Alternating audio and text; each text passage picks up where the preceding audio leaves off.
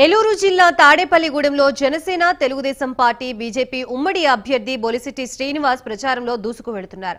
2014 ఎన్నికల్లో BJP Janasena TDP పొత్తులో తాడేపల్లిగూడెంలో BJP విజయం సాధించింది. 2014 ఎన్నికల ఫలితాలు మళ్లీ పునరావృతం అవుతాయి.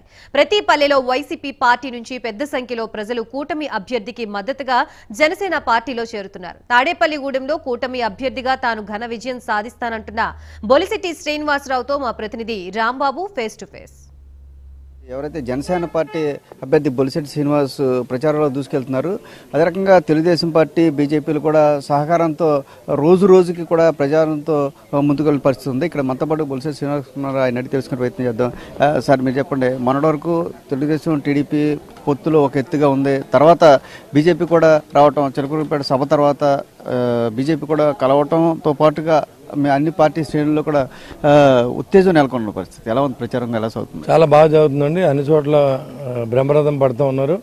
మూడు పార్టీలు కలవడం చాలా ప్లస్గా ఉంది.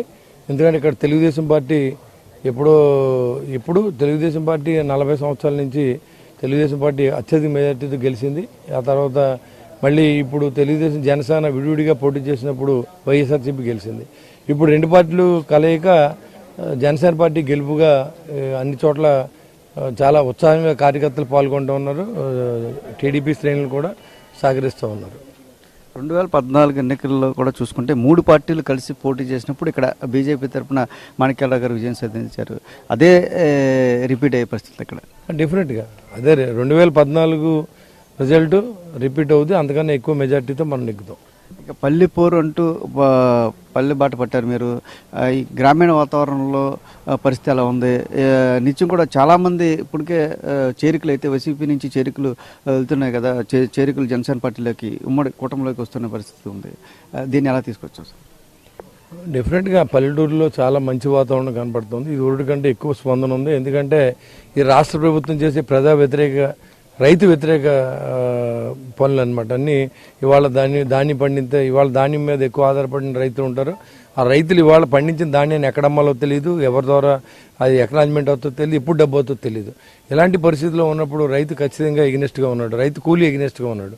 ఇవన్నీ చూసుకుంటే డెఫినెట్గా జనసేన పార్టీ ఈ కాన్స్టిట్యున్సీలో గెలుస్తుందని నేను ఆశాభావం వ్యక్తం చేస్తున్నాను. మొదటితో పోల్చుకుంటే తెలుగుదేశం పార్టీ శ్రేణులు కానీ బీజేపీ పార్టీ శ్రేణులు కానీ ఎలా సహకారంతో ఎలా ముందుకు వెళ్తున్నారు? ఎలాంటి పరిస్థితులు ఉన్నాయి ఇక్కడ? డెఫినెట్గా బాగానే ఉంది, ఇబ్బంది లేదు. ఏదో కొంత కుటుంబంలో కలిసినప్పుడు తల్లిదండ్రులు అన్నదమ్ములు కూడా చిన్న చిన్న డిస్కషన్ అలాంటివి తప్ప ఏం పెద్దగా ఇక్కడ ఏమి డిస్కషన్ పడింది కానీ అలాంటివి ఏం లేవు.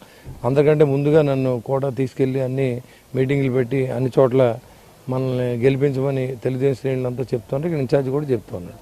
2014 ఫలితం ఇక్కడ రిపీట్ కాబోతుంది అంటారు. మెజార్టీ దాన్ని మించే అవకాశాలు ఉన్నాయి? డెఫినెట్గా దాన్ని మించి మెజార్టీ వస్తుంది. నేను అన్ని వర్గాలు కలుపుకుని వెళ్తాం. అందరూ కూడా నాతో ఉన్నారు. ఎవరికాళ్ళు స్వచ్ఛందంగా పనిచేస్తాం. జనసేన పార్టీ ఉన్న ఎస్సెట్ ఏంటంటే స్వచ్ఛందంగా ప్రతి వ్యక్తి కూడా జనసేన పార్టీ గెలుపు కోసం కృషి చేస్తూ ఉన్నారు.